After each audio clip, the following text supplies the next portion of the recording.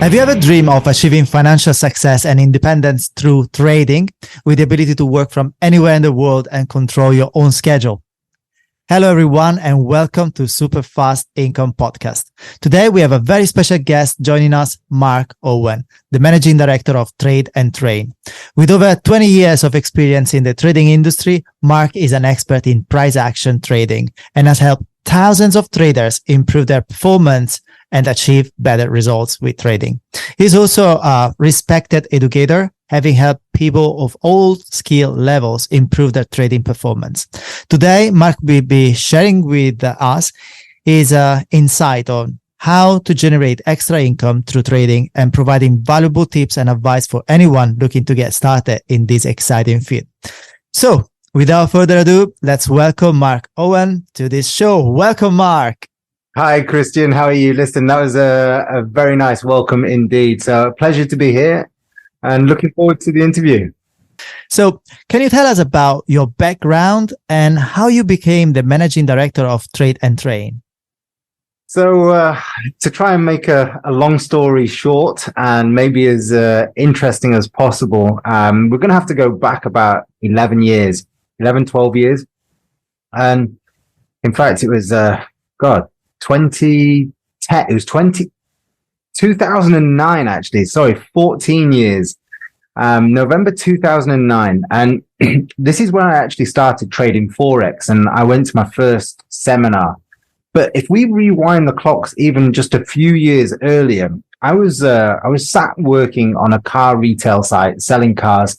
Everyone's dream in Doncaster. If there's nothing to do, what can you do? Go and sell cars, and you're sat there and you're working all hours God sent. And, I remember the days I was making £1,400 every month, and that was basically it with a bit of commission. It wasn't going to take me where I wanted to go. But I had visions, I had goals, and I know what I wanted to do. And one of my neighbors, an elderly chap at the time, I'm saying elderly, is probably not much older than me right now, as going back then. He was in his early 50s, so a bit older than I am. And he just said to me, Mark, have you ever traded oil and gas stocks? And I was like, no, I've never traded, never done anything. So I got into that thing of looking at penny shares, and this guy, Peter, I never forget him, lovely chap. He started talking to me about penny shares, and before I knew it, we formed a really nice friendship. I would go from my apartment upstairs down to his, and we'd just have a discussion every few days about what we've seen and what we looked.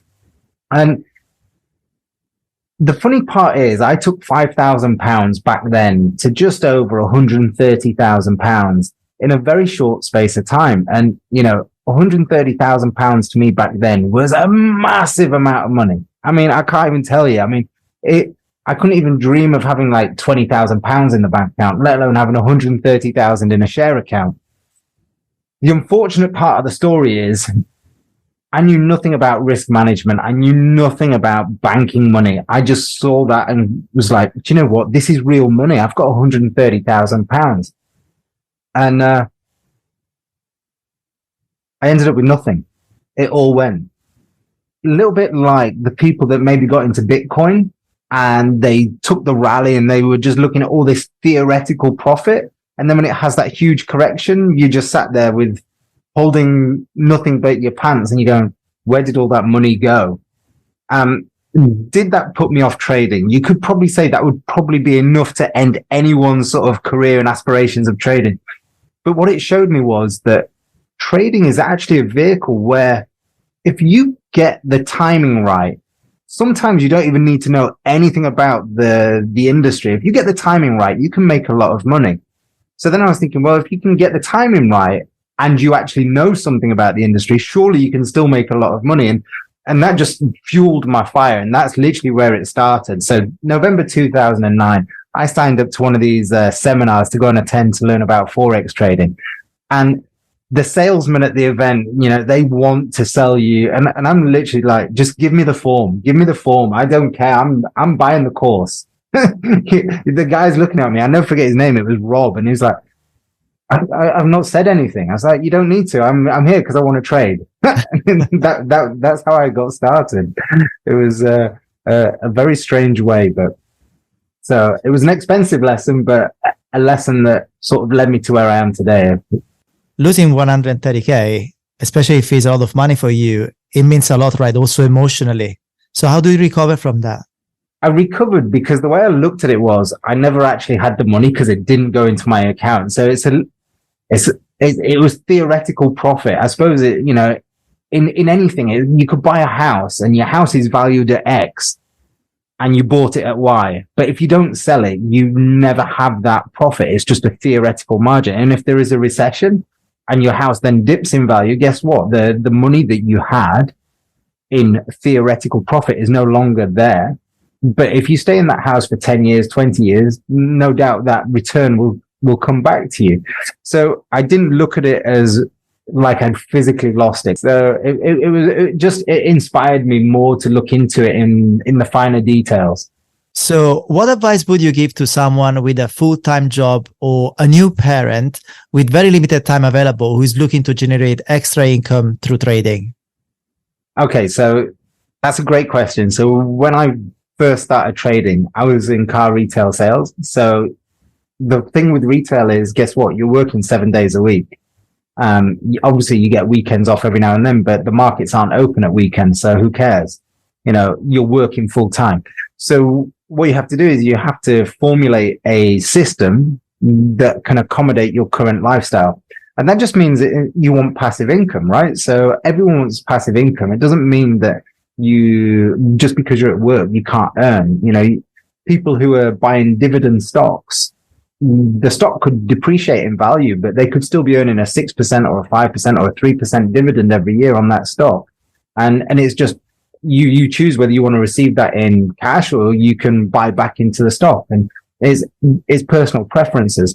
So I think when it comes down to, are you a full-time parent or are you full-time employed and you're trying to establish whether it's right for you, the first thing you need to know is the money that you're going to choose to trade with, is that disposable income? Because if it's not, and it is money that is needed right now to survive, then you're going to put too much pressure on yourself to make money and you're going to make silly decisions. You just don't trade. That would be the first thing that I would say. And that's where I'd start, is formulating a system and a plan that can accommodate your current lifestyle. So if you are a full-time employee or you're a new parent, new parents will probably have more flexibility, because I can speak from where I'm currently at right now in terms of, we've got an 18-month-old little girl, but new parents, what time your child's going to have a nap. What time your child might go to nursery. And that on a day-to-day basis. So you can trade, whether it's the London Open or you could trade the US Open if your child's having a sleep through 12 till 2 p.m. But if you're full-time employed and it's normal, let's say 9 to 5, you can trade pre-London, which is sort of 6:30 to 7:30, 8:30, depending what time you need to go to work. Or you could do New York close, end of day trading around 8, 9 p.m. at night, which you can be looking for setups to trigger the next day while you're at work. So there's always a solution. There's always a way you can look at it. You just have to understand that you might have to adapt certain things in order to make trading work for you. Are you trying to say like that for every different needs, there are some sort of strategy that can be arranged around the timing for Forex? Yeah, absolutely. So, I mean, the best way of thinking about it is, obviously the Forex is open 24 hours a day. I say obviously because that's common sense to me. I've been involved in the industry, but most people probably don't know that. They probably think of Forex maybe like the stock market that has certain operating hours in each part of the world. So when we talk about Forex, it opens on a Sunday night in the UK at 10 p.m. and closes at 10 p.m. the following Friday. So it's open 24 hours. Now, within there, every daily candle, if you're in the UK or wherever you are, but in the UK at 10 p.m. at night, a new candle is formed. So a new day represents itself. And that's when we start and we go through to the Asian session. And then as we go through the time different, through the global clock, you come into the London Open, which is, you see money coming into the market, let's say around 7 a.m. in the morning. And then you go into, as we're going through the global time clock, you'll see money coming into the market around midday UK time until US opens around 1:30, 2:30, depending whether it's stock market. So you'll see these different influxes of money, and you can create a strategy to work around each one of these opening times or closing times, or even, let's say, a higher time frame, depending what your working hours are. And I know some people might not understand a higher time frame, but that's something that you don't need to worry about right now. You just know that there is a system or techniques that you can use to accommodate your current daily schedules, whether you're shift work, and that could be in hospitals, or you could be shift work with police forces or fire service, or you could just be running a 9 to 5, or you may be a student. Everyone's life is very, very different, but there will always be a technique that you can use for sure. Awesome. So let's say someone wants to give it a try. What are some of the common mistakes that people make when starting out in trading, especially when they are looking to generate extra income, and how can they avoid them? Okay, so this is where I have to try and use not so colorful language. So social media is a wonderful thing in terms of getting yourself viewed and seen by a new audience. The problem with social media is your images, your data, your information can be stolen by fake people, and they can portray that they are you, which, I mean, I get these kind of things daily. I mean, the messages I get is really, really scary. But then you also have people that are lured in by someone driving luxury cars, spraying champagne, flash watches, showing cash all over the place. And when you're in a point of desperation, or you're a bit worried about, maybe it could be work, where you're going to get your next bit of money from, you might have £500, you might have £1,000, you might have £5,000. Everyone's last little bit is very different based on what their circumstances were before. You could be a billionaire and you lose 90% of your wealth, and you're down to what you call your last little bit, but it may still be 20 million. You could have 100,000 equity across all your properties and whatever. And if you lose 90% of your wealth, you've got £10,000. So, everyone's last little bit is very, very different. And you can get lured in by these so-called social media gurus that are showing how much money you can make in a very short period of time. So first thing is, I'd say, don't necessarily believe everything that you see on social media, in the sense that it's not a get-rich-quick scheme. There's nothing that is a get-rich-quick scheme. However, you can make a lot of money from trading if you follow a process, and then it's like a business. It's all about scaling. Once you find the path that makes money, if you can make money with £1,000 and you're making £10 a day or £20 a day, you do the same thing, but you just get extra money. And you can do that through so many different avenues now. You've been involved in and around trade and train. We can provide funding, and this is where you can start to scale your system, so you don't have to just jump in at the deep end and go, right, I need to make a 10 grand today, or 5 grand today, or 100 grand today. Follow the process, and once you've got the process in place, the prize will follow. So that's the number one thing I would say, is don't chase the money straight away. Just be disciplined and follow the process. Nothing comes to those who rush. Mm-hmm. I think this is a very good point, is people get involved in trading for the wrong reason. And then usually those people that get burned, and they go online and say, this is a scam. This is their experience. So it's true for them. And so become the lens to see trading. Can you explain a little bit about the price action trading? Because you focus on that, on price action trading, and how it can be used to generate extra income through trading. How is it different from other strategies?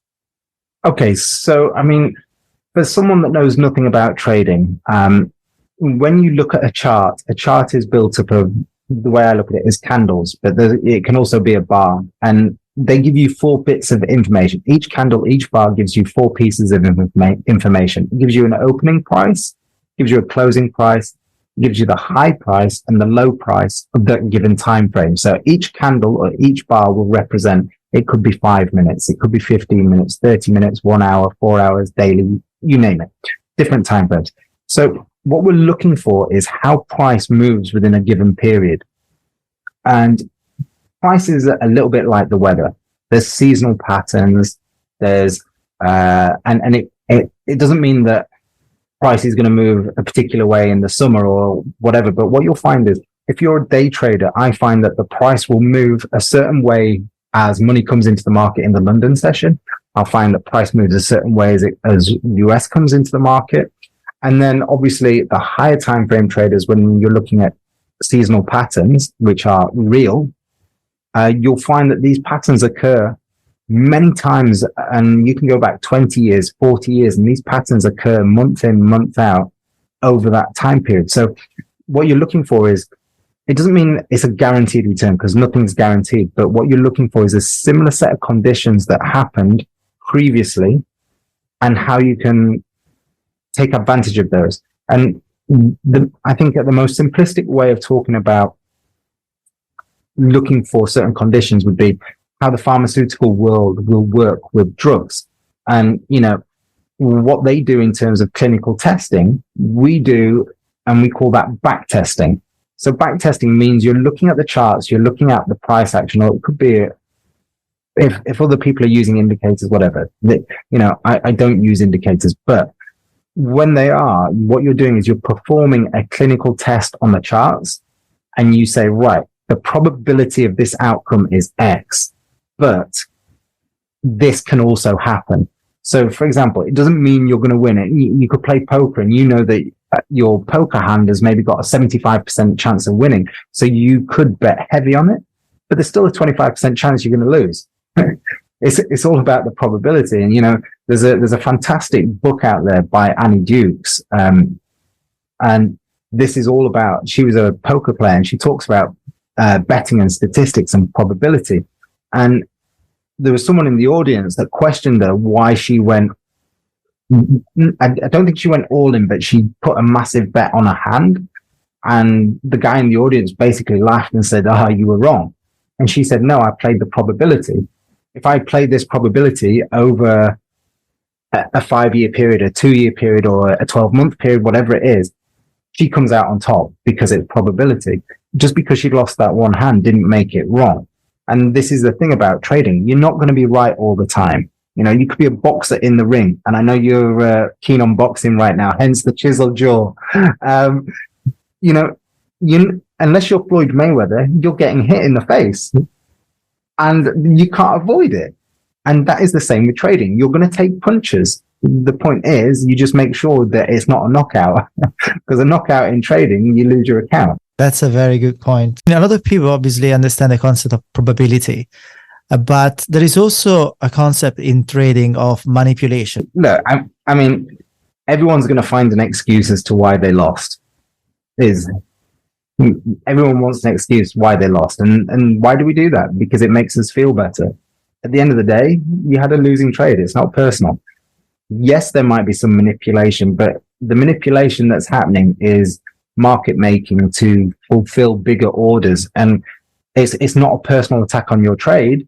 It might mean that the banks have got a huge order that they need to fill at, let's just say the euro was at 1.1 and they've got a huge order of so many yards, or in trading terms, so many billion at 1.08. They have to move the market down in order to fulfill that order. So they might just try and start pushing the market lower. So what it does, it encourages traders to start selling the market. You can call it manipulation. You can call it whatever you want. At the end of the day, the market doesn't move without people selling and buying. So the people with the big order down there, they're probably selling it initially to try and get it to move, to get retail traders to sell, only for them to exit their position and have a buy order waiting. We can be the most intelligent person in the world trying to give a reason as why the market went against us. All you can categorically say is you got the trade wrong and you lost. That's it. No one's going to know how much manipulation and market making has gone on. So anyone that wants to create all these wonderful, wacky stories as to why it didn't work, you probably need to find another industry. Yeah, guys, just live with it and move forward. Yeah, live with it. Yeah, exactly. Live with it. Can you imagine you're in a boxing ring, you've just taken a shot, and you go, oh, hold on, stop, the floor's wet, I just slipped. Someone took a picture in the audience, the flash went off and caught me. Right, everyone stop taking pictures. There's always going to be an excuse. So what are the main challenges that most people have when they get started in trading and prevent them from succeeding? This is the $1 million question. Oh, I mean, look, I would say the primary issue that people have is psychology. And when we go outside of the psychology, it's usually underfunding, undereducated, and not enough time. So the underfunding, undereducated, and no time are the three main excuses. But you can give someone a strategy that has all the makings for success. And if they are in the wrong, you give two people the same strategy. One person can follow it and one person doesn't because they see a bit of profit and they bank it, or they see a little bit of a loss and they start moving the stop loss away. I've been there, everyone. I've been there. Me too. It's a great place. It's a great place. But I've been better places. Yeah. We've all been there. But the point is, I've got a 10-year-old in the academy right now, brother and sister, 10-year-old and 13-year-old, Junior and Ellie. And I swear they have added so much spice into our community right now because the 10-year-old is consistently making anywhere between $50 and $250 every morning before he goes to school. And the difference between him and, let's say, a 25 or a 35 or a 45-year-old male or female is he's kind of doing as he's told because he doesn't have any other knowledge to say, oh, maybe I can do this or maybe I can do that. And, they always say that little bit of knowledge is dangerous. And the difference here is he's like a robot. You give him information and he just does it. There's no, oh, well, what about this? He's not questioning it. He's just, when he has a question, it's about, is this what I'm meant to do? It's not, oh, but should I do this? It's always, so if that happens, is this what I'm meant to do? Yes, that's what you're meant to do. Oh, okay. And plug, plug, plug, click, click, click. Oh, I've had another great week. I've done $800 this week. And I swear, no word of a lie, he has really, really inspired the rest of our community because they're going, the kid's 10. 10. How is he doing this? And his dad is now just like over the moon because his dad put him, I'm not going to take full responsibility because his dad put him and his sister into some basic education with an online course. I don't know where it was. And it was more of when I say an online course, it was more of like a one-to-one where they were talking about what a candle is, what pips are, how to identify a trend, the basics. So when he came to us, he'd already got basic understanding. I wasn't having to explain the A to Z of it. It was literally more, I was giving him a set of rules and saying, right, you do these rules. And he's nailing it. Absolutely nailing it. It's just, that's music to my ears. I mean, I was on holiday the other week and literally sent a screenshot of a trade on Euro New Zealand of $821 and I nearly fell off my chair. I was like, this is, I was literally non-stop in the community. Right, you guys need to pull your finger out. Junior is absolutely smashing it. I'm wondering, how can a 10-year-old trade? It's like, I mean, obviously the account is not on him, it's on his dad, right? So he's just executing that. Okay. And the second question is, how can technology be leveraged to generate extra income through trading? In simple terms, if you just went to the post office before you went away on holiday or Marks and Spencer's to change your £1,000 or £2,000 to US dollars, and the market went from 1.2 to 1.3 and you got your dollars, you'd end up with $1,300 instead of $1,200. Okay. So you made a whole $100. Sounds wonderful. Now, in trading terms, that's actually 1,000 points. Now, if you in theory put $1,000 or £1,000 into a trading account and you were to use all that £1,000 and it moved 1,000 points, you're probably going to be talking, you might have made in the region of about £4,000 or £5,000 based on the size of the position that you're using. So by using technology in trading, you could have changed something that moved $100 by going to the supermarket or post office or whatever to multiplying that by 400, 500 times based on the leverage that you can use.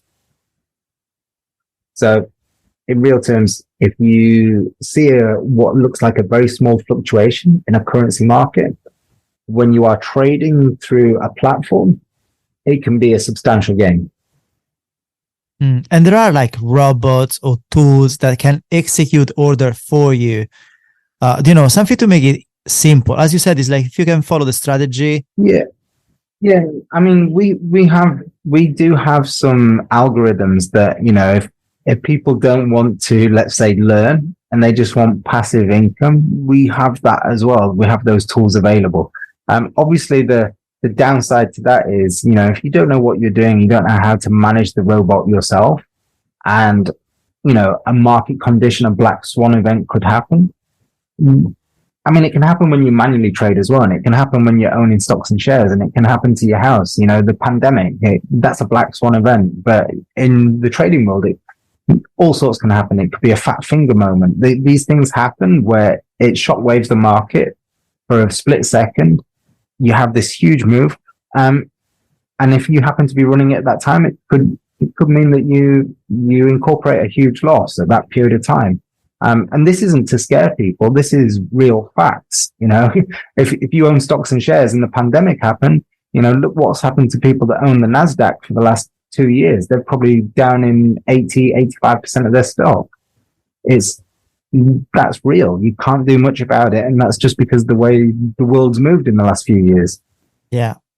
And you mentioned your community. Yeah. How do your trading community and courses and mentorship help people who are looking to generate extra income through trading improve their performance and achieve better results? So I think the best way of describing it, Christian, and you can vouch for this being an online business coach, it's not to say that you're the best in the world, but it's being able to make people better and help them be accountable for their actions.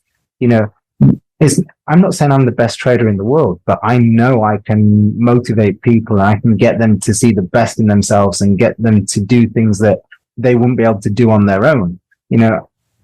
Because I do this day in, day out for myself, I only trade certain times of the day.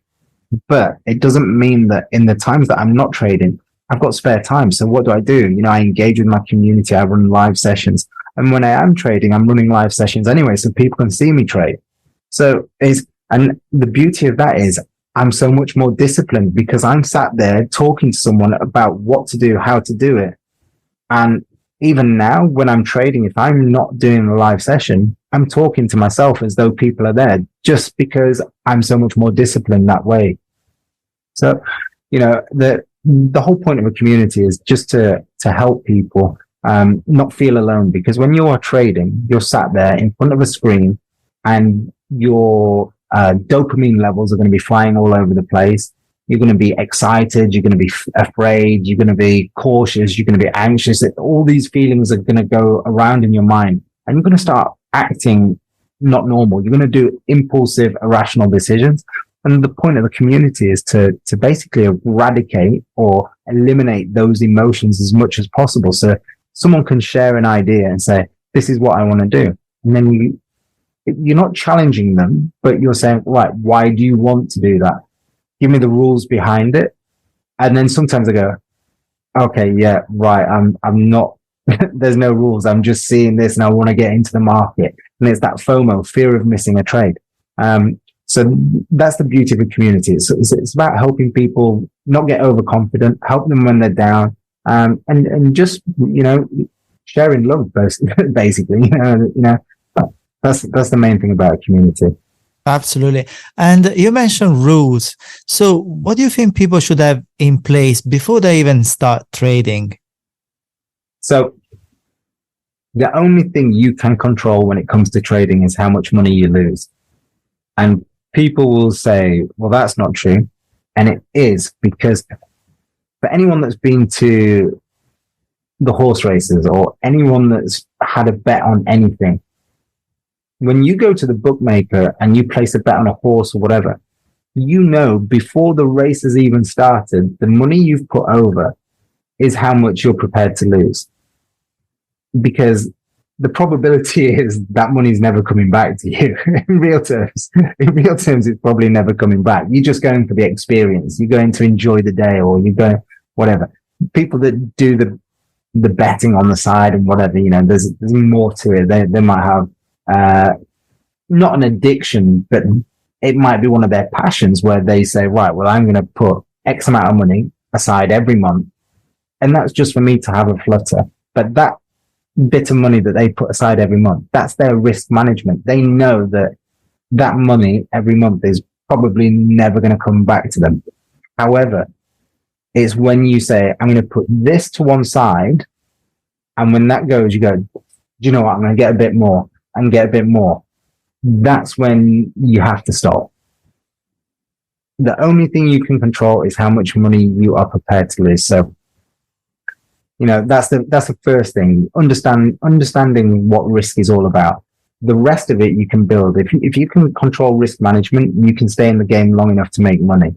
But without risk management, you're done. Got it. And the risk management would be part of a bigger plan. It's like, how do you plan, for example, your day or the execution to reduce the emotion?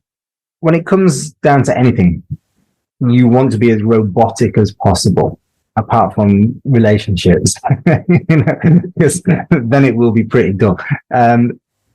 The second you are sat there in front of your chart and the trade triggers, and if you're sat here going, go on, stop. You're not in the right mind. You're not in the right mind to be trading. Then it's all going to go wrong. And if you're sat here going, oh my god, I can't afford to lose this, then you risk too much. But if you can sit there and go, right, I've placed that trade. This is what it's going to do. And if it does this, I do this with my stop loss, or I do this with my risk management. I might close half of the trade if I get a bearish candle. Each one of these processes are based upon a set of rules. And those rules, you know, if it happens, you do it. So it becomes robotic. The enjoyment, the excitement should come at the end of the month or at the end of the quarter. Or, you know, if you just go, oh, right, well, this month that's just paid for our summer holiday, or this month has just paid for my daughter's school fees. Those kind of things. That's the reward. When you're sat there and you're just nail biting and you're living on a roller coaster, you shouldn't be trading. So how can traders manage their risk effectively when looking to generate extra income through trading? Okay, so the first thing you have to do, no matter how much money you have, is start with a small account. And I'm going to go back to one of the things that we said earlier on, which is focus on the process and the prize will follow. So if you start with £500 or £1,000, $500 or $1,000, even if you've got 20,000, 50,000, 100,000 sat there, don't worry about it, because you're going to make mistakes at the beginning. So make the mistakes as cost effective as you possibly can. Then when you prove to yourself you can be consistent, then you start scaling. It's like running adverts for business, right? You're not just going to throw 50 grand at an advert and it bring no traffic. You start off, even the best, it might be 20 quid or 10 quid and right, is it getting any views? Is it getting any clicks? Right, okay, let's go into that one. And you might have 10 different adverts all running. And let's say you put £10 on all of them. You one £10 doesn't get one click. You go, right, well, that one's gone. Then you've got two £10 ones that have maybe got 100 clicks and go, right, okay, those two are really gunning, but these three here, they've got a little bit. I'll put a little bit more into those. I'm going to kill those 5 and I'm going to put 80% into those 2. And trading's the same. You know, what you'll find is you'll find something that's working. And when you find that it works, then you start to scale. You're not going to scale into why would you add to something that you're losing consistently? It's like, use your brain, you know? Mm-hmm. So it's also about the discipline of tracking, right? Because if you don't track, you don't know what is working, what is not working. So I like the idea of having rules, systems in place. It's like having a proper execution plan, like a business plan, if you want, for trading. A very simple way of talking about it would be try making a chocolate cake the same way with different ingredients and different measurements each time. It's not going to happen. And ingredients and the recipe is a set of rules to bake a cake. So trading, you just have certain ingredients and a set of rules and timing in order to facilitate what should be the perfect chocolate cake each time. Obviously, there's variables with trading, unlike maybe baking a chocolate cake, that unless there's a problem with the gas or whatever, and the heating might go a little bit funny with the oven. But the principles are the same. You're using the same ingredients each time. And in theory, you want the same outcome. But the markets, obviously, there's a lot more variables. So you're not always going to get the same outcome. But the principles are the same. Same ingredients, and you're looking for the majority of the results to be the perfect chocolate cake. And that's trading. If you can make it that simple and you can adhere to that, then there's no reason you can't be a Gordon Ramsay at trading. Mm-mm. I love your approach because it's very professional. There are so many people talking about trading online. They just give you the signals, or they tell you, do this, do that. And it's like people follow them, and sometimes it's working, sometimes it's not. When it's working, you celebrate. When it's not working, you have no idea why it didn't work. Exactly. I mean, I think one of the things, when you talk about what you said there about signals, it's like, would you rather give someone fish for a day, or would you rather give him a rod and teach him how to fish so he can eat for the rest of his life? There's a very big difference between giving someone a signal and, you know what, they get that signal for the day and, oh, wow, we've eaten fish today. But if you can give someone the rod and they can go away and fish, okay, they might not catch anything today. They might not catch anything tomorrow, but they might probably catch something the day after or the day after that. Whereas the signals, if those signals stop or they don't work, then what do? You got to find the next signal person. And eventually you need to find a rod, but you might have run out of money to get a rod. Yeah. Are trading signals even legal in the UK? They shouldn't be. I think it's very much a grey area. When it comes to signals, I always think that as long as it shouldn't be a signal, but if you're trading and you post something, you say, right, this is what I'm doing because of X, Y, and Z, and this is the education that we give, you can see why I've taken it. And now it's understanding that when you have a live market condition, it's one thing giving the theory, but most people, they'll give the theory, but they won't give the live conditions. And the problem I believe with signals out there is, half the people that are selling signals out there, they're probably getting them from some random place in the world and they've no idea who they are. And they're just buying those signals off that one person and then regurgitating it and using it on marketing and spreading it massively. No idea whether it works or not. So they might, and this is the problem. You just don't know who you're speaking to. If you want to become a successful trader, there is a lot of work behind it, and it takes time. Totally. I mean, look at your industry, Christian. I mean, you've been involved in business for how many years? And, you've got so many different avenues in the business world. It doesn't happen overnight, but you become where you are because of the amount of time and how much you've sacrificed and, the hours that you put in order to get where you are. You can give constructive advice. You can show people how to do things because you've done it. And until you get to that point, then this is, for me, experience is everything. And if you can share your experiences with people, this is why mentors are so powerful. There's no one that gets anywhere that doesn't have a mentor. Look at, and I always refer back to sport because it's my passion. Roger Federer, probably the greatest tennis player to have ever lived. When he was world number one for God knows how many years, he had a coach, he had a fitness coach, he had a tennis coach. His tennis coach has shown him how to play tennis and he's world number one. He's the best tennis player on the planet and he's got a tennis coach. Tiger Woods had however many golf coaches and he was the world's best golfer.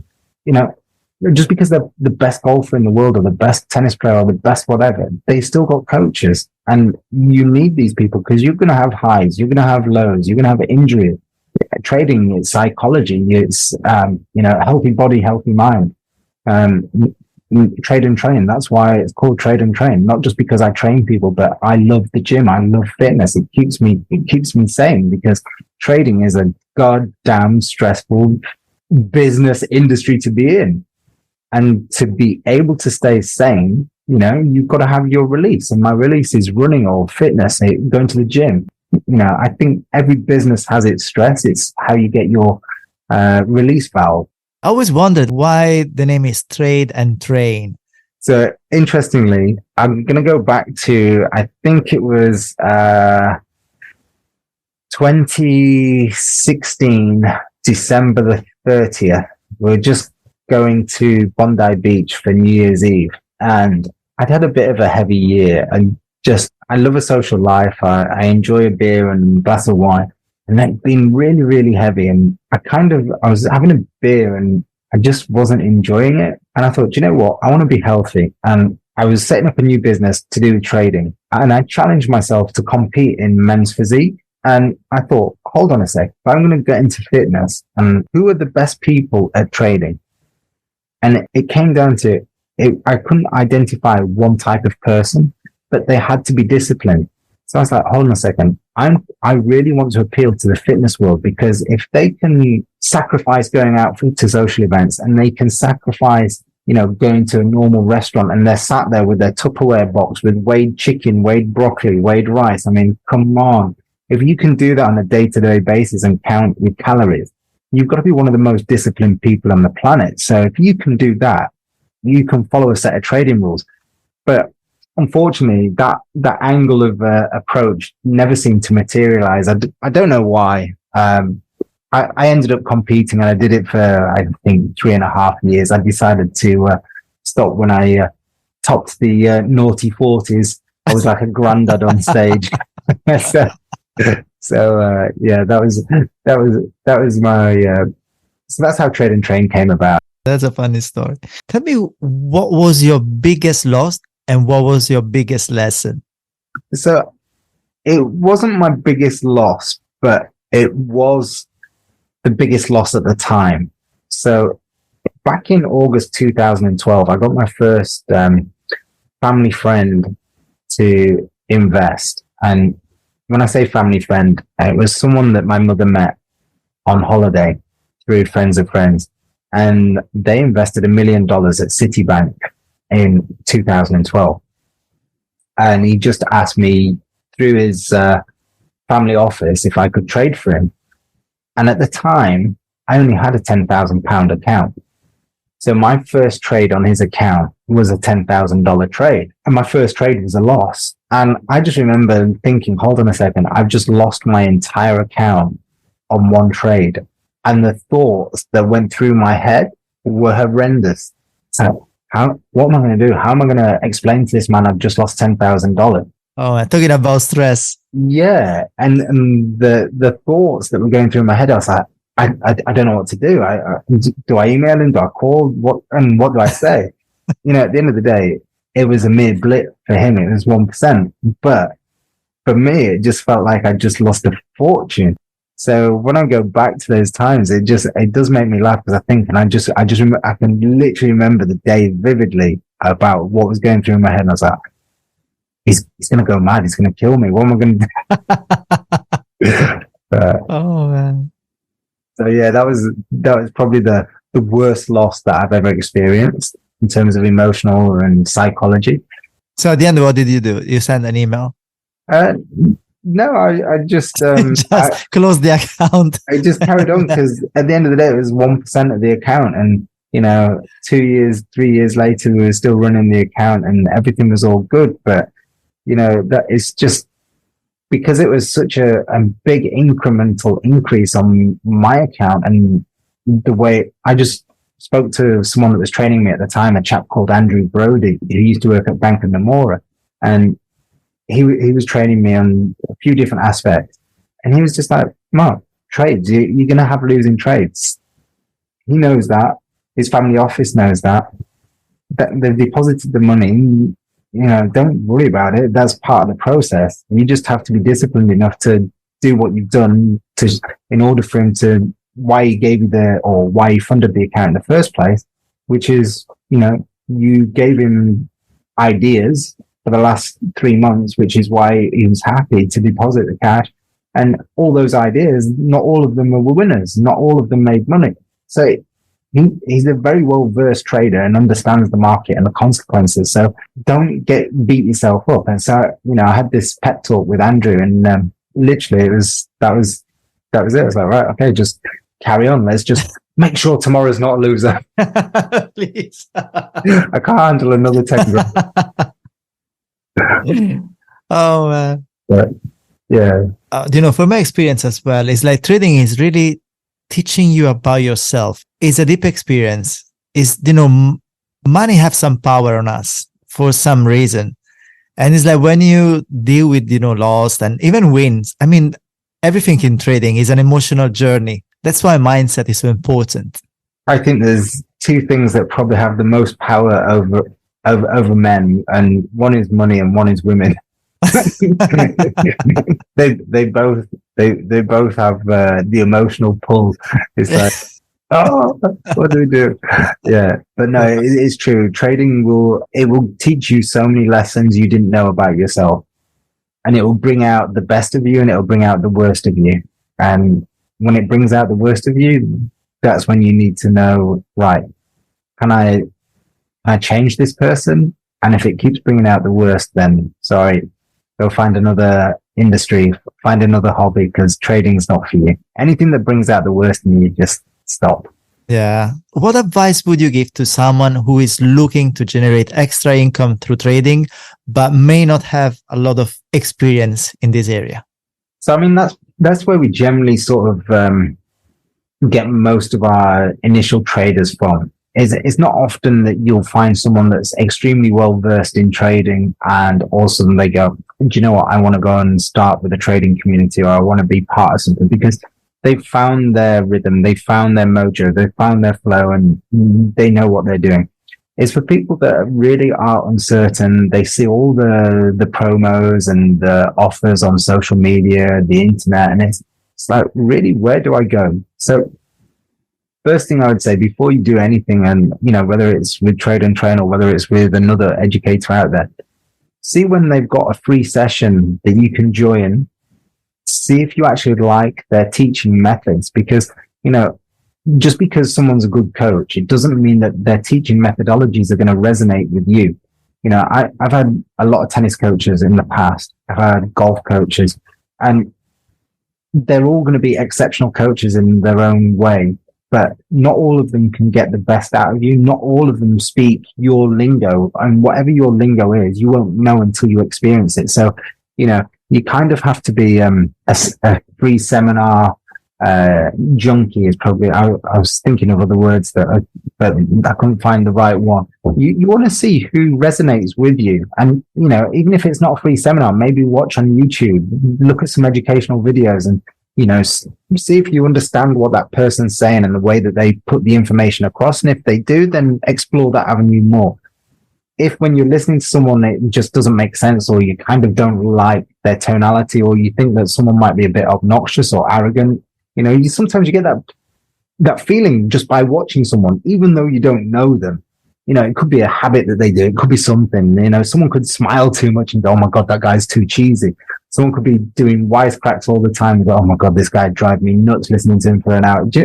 You don't know until you listen to that person. I mean, probably how many people are watching this podcast and might say that about me, it's like doing wisecracks, but you have to put yourself in that position. And that'd be the thing that I'd say is do your research, see if you like the people that are on the other side of the screen, or even if you can go meet them face to face, because that's a huge thing.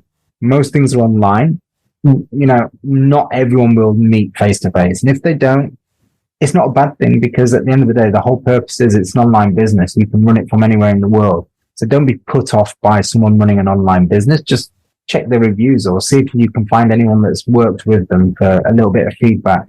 And then try and schedule a Zoom call, because even if it's online, it's always nice to see the person or someone from the team.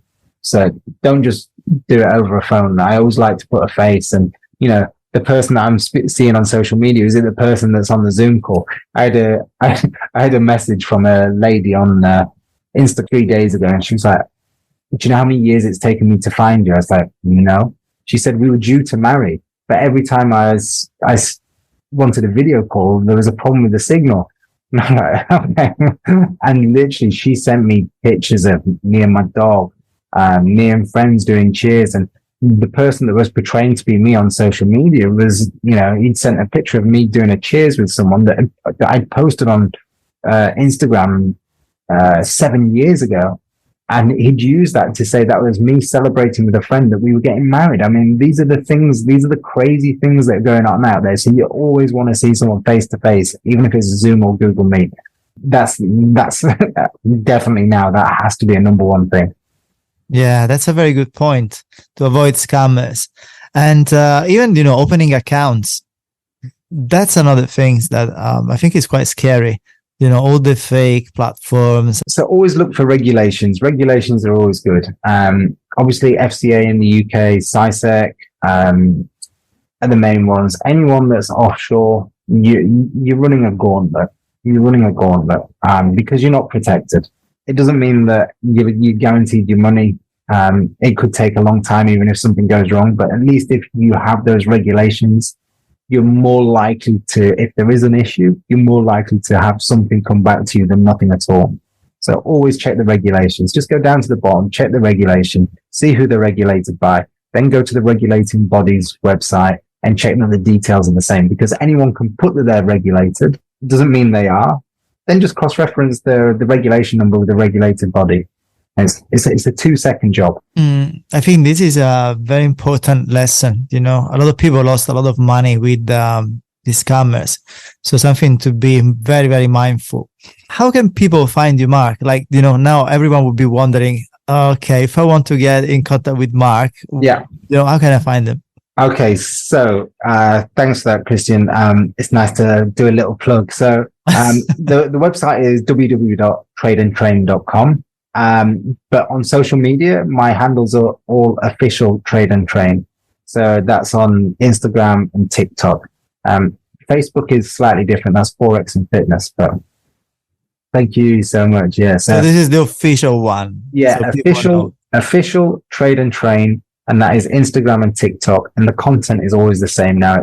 I'm not posting any holidays anymore, because all that happens is people pull these images and then use it to send to different people. So now it's just content.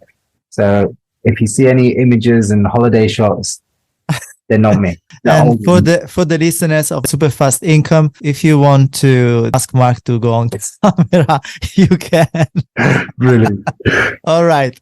Mark, thank you so much. Is there anything that I didn't ask you that I should have asked you to help our audience to make extra income through trading? The only thing that I would say, I mean, you've been pretty thorough, to be fair, Christian. I feel like I've just gone through the Spanish Inquisition there. You really hammered me on every sort of aspect. But and to say we've just done it off the cuff, I've enjoyed it as well. Literally, just keep your starting balance to a bare minimum. Don't try and rush anything. Anything that's rushed will very rarely succeed. Focus on the process and the prize will follow. That's what I'm going to finish with. Focus on the process and the prize will follow. And then it's all a matter of scaling. Thank you.